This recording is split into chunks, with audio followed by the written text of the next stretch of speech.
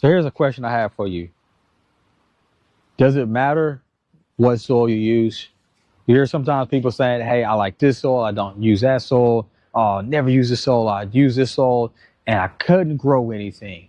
Does the soil really matter? While sometimes people use dirt and soil interchangeable, I'm gonna be typically really just using soil for this video, right? And soil is essentially the top layer of earth, and it's gonna be full of organic life and all kinds of organic matter, and it's gonna have nutrients to support plant life. Dirt is essentially just kind of dead soil. Think of soil that's been stripped of all of its nutrients and organic matter. That's essentially dirt, right? Now, when you're talking about good or bad soil, really all you're talking about is soil structure, right? And I'm not gonna get heavy into it because I'm no soilologist or any type of dirt doctor. And what I will do is put some links to some really good master gardeners and some really good dirt doctors who spent like years really intensely studying this. I'm going to give you from 30,000 feet, high level view of soil. So, question, is there such thing as good soil, bad soil? Yes and no. What it really comes down to is this soil beneficial? Is it applicable? Is this soil best for the goal that you're trying to accomplish? So I'm at Home Depot, and what I'm going to do, I'm going to show you a few different types of soil. And then later on, we're going to start talking about soil structure. So first of all, you got your topsoil. Now this is enriched topsoil, and topsoil is going to be kind of very much sandy dirt. It's not going to have a lot of nutrients, not going to have a lot of organic material. This is organic topsoil, so this is more than likely some really ground up fine mulch and some sand mixed together. And sometimes you'll have topsoil that's composted with manure, so it's just dirt mixed with manure, composted, and this is a composted manure topsoil. Let's see what else we got. And then what I'm going to do later, I'm going to open up some bags and kind of show you some different types. Now this is in-ground garden soil. Now keep in mind, there's not a lot of difference between some of these other than the soil structure and how fine the mixture is. And you really didn't start getting all these different levels or types of soil until recently when people start gardening. So this bag is open. This is an all natural garden soil. As you can see, it looks a lot like mulch. It's just composted mulch. This particular version here is Kellogg's. This is in-ground garden soil. Let's see what else we can find. Now, it's going to vary from brand to brand as far as what's in the soil, whether or not it has peat moss, whether or not it's just all mulch, or whether it's not mixed with cocoa coir or vermiculite, just all depends. Now, what I want to show you next, let's see. So I already talked about the garden soil. And you'll have like, in-ground, raised bed. And really the only difference is the consistency, the structure, and how much of, like how much of wood to soil to mulch to other things it has in it. Now, what I want to show you, this is potting mix. And this is a potting mix. Now, the purpose for the potting mix is going to be for potted plants, mostly indoors. You see this bag's already open. It's going to be lighter and fluffier, and it's going to be either cocoa coir or peat moss, depending on the brand, and it's going to have vermiculite so it can retain moisture. The potting mix is going to be a little bit different. Now, the mix is going to be a little chunkier, so it may have a little more of, wood chips and things like that in it. But again, this is all organic material, right? Cocoa coir, peat moss, wood chips, all organic material. Then you'll have actual potting soil. Let me see if I can find some potting soil. Potting mix. Usually there's some potting soil somewhere around here, but I don't see any. So the potting soil is probably on the other aisle. But the only difference between a potting mix and the potting soil is going to be a lot lighter, a lot fluffier. It's going to have more of the, okay, here we go. This is palm soil. So this is going to be lighter, fluffier, and it's going to have more of the cocoa coir or peat moss, depending on what it is, than the potting mix. Potting mix is going to be a little chunkier. Potting soil is going to be lighter and fluffier, and have better moisture retention and drainage. So again, you're talking about what's better. It's not so much as what's better, it's what's better for what you're trying to do. This is a planting mix right here. And again, as you can see, it really just looks like well composted mulch, which is not a problem, right? Some people will say, hey, I don't like it because all it is just sticks and woods. Sticks and wood is organic material. Eventually that will decompose and break down to nutrients and matter that will feed your soil. So if it sticks to soil, for me, that's not a problem. I'm gonna tell you what the biggest problem with bagged soils, and that's the problem with any bagged soil, is going to be, see if I can find a bag that looks kind of nasty and funky.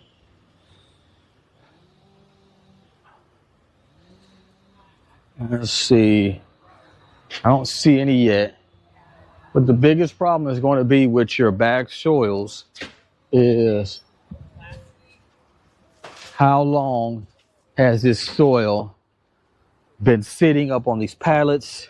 How long has this soil been sitting? Has it been rained on? The other problem is if it sits too long, you'll start getting infestation of termites, mites, all of the kind of pests. And what you end up having with the bag, you'll bring home a bunch of pests. And that's the same problem. See right there? You can tell that's been sitting there for a while. Same problem you would have with essentially any bagged soil. How long has it been sitting there? See, here's some enriched topsoil. See, you can see very sandy with a little bit of mulch, composted. And again, I would 100% use this in the garden. Would I use it for pots or potting indoor pots? Probably not. I use actual potting soil for pots that are going to go in the house. Mainly because moisture retention, also because I don't want to induce mites and stuff like that. And just depends on what I'm growing. See, what is this? This is a soil conditioner. Never used that before. It's a certified. It is a sustainable peat alternative. So you can see that bag's been sitting there, it's been rained on. Like I said, you'll start getting termites, mites, all other kind of pests. And that's really the concern that you'll have with any bagged soil. Now here is some just mulch. As you can see, some of your topsoil don't look much different than this. Again, not a problem. And I'm gonna show you why in a minute. Because mulch, guess what? You leave it long enough, it will decompose and turn into essentially some good soil. So if your potting soil looks like this, I wouldn't be concerned. You can still grow in it. Now, what you're going to have to do, we'll get to this later in the video, is amend it. Let's see what else we can find here.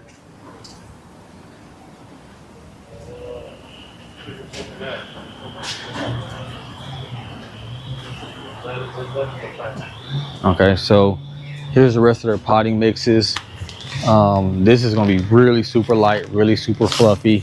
Like I said, it's going to be mostly either cocoa coir or peat moss.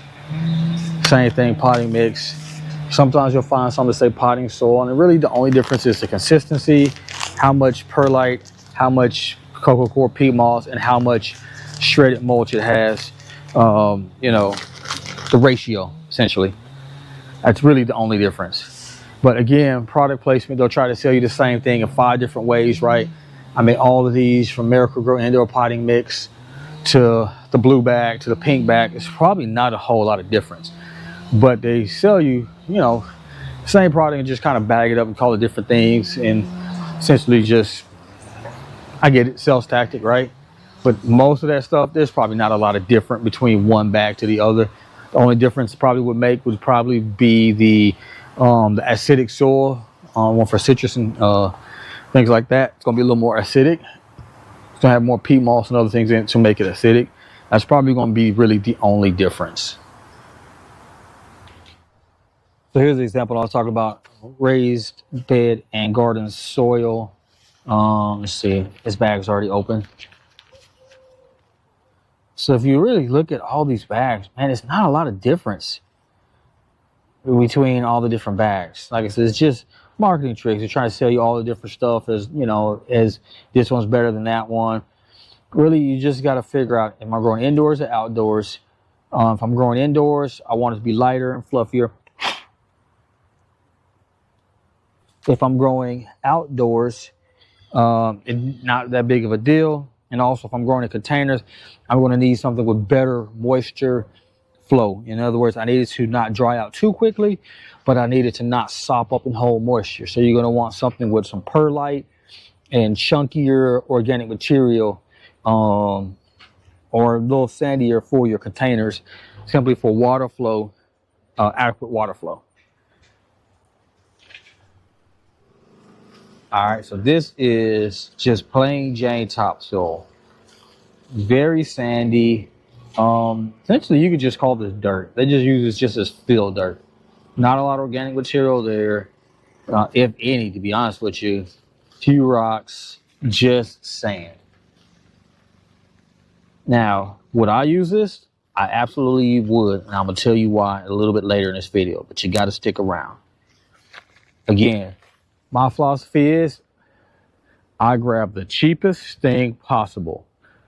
I usually like to come back during certain times of year to have this little spot back here, and all the open bags would be 50% off, $1 off, whatever. And whatever I can get for under $2, if I'm getting them in bags, that's what I'll get. This is mushroom compost. It's a lot lighter. Think of the texture of ground up leaves and ground up mulch, but really, really fine.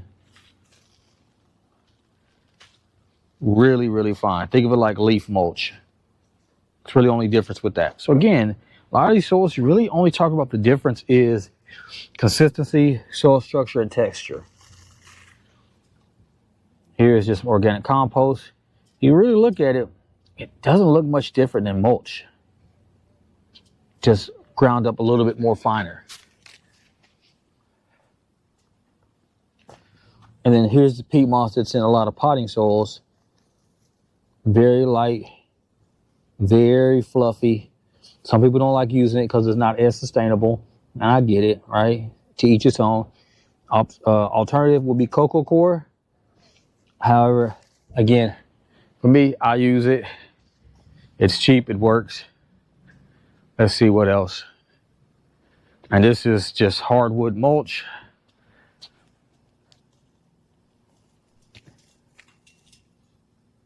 Doesn't look much different than most of your potting mixes. Now again, which one I choose? Whatever's on sale. If I have a large product, I'm going to the soil yard, compost yard, landscape yard, and grabbing it by the truckload or the yard full. If I'm just got some projects need to top off, I'm just going to grab a couple bags. But as you can see, all of these different types and names and potting mix, potting soil, in ground, out of ground, up ground, down ground, can get really, really confusing. And what I want to do, I want to make this as simple as possible. Make life a whole lot easier. I believe in gardening smarter, not harder. Like a fox and not an ox. Now, I know I did say I was going to get into more of the soil structure, and it looks like we have just about ran out of time. So we're going to do a part 2 to this video. We're going to open up some bags, we're going to look around my garden, and we're going to kind of take a look at the different types of soil structure and consistencies, and see if we can kind of determine what works best for you. Is there such thing as good soil, bad soil? Not really.